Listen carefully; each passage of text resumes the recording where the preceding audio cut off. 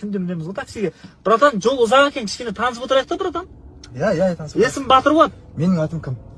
Ау? Менің атым кім? Мен қайдан білемін, братан, сен атың кім екенін? Жоқ, сен түсінбедің. Сенің атың Батыр ма? Иә, Батыр. Менің атым кім? Жоқ, мен қайдан білемін, братан, сен атың кім екенін? Інім, қарашы, сен туылған кезде атыңды Батыр деп қойды ма? Иә, Батыр деп қойды. Мені кім деп қойды? Мен қайдан білемін, братан, кім деп қойған? Сен қызықсың сен, братан.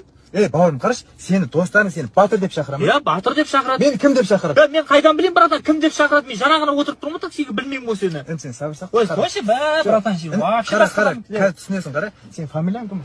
Фамилиям Оспан. Атың Батыр солай ма? Конечно, атым Батыр. Менің фамилиям Зархан. Аха. Атым кім? Мен қайдан білейін, братан, сен фамилияңды жаңа ғана естіп тұрмын, атың кім екен? Қоймаған есің ба?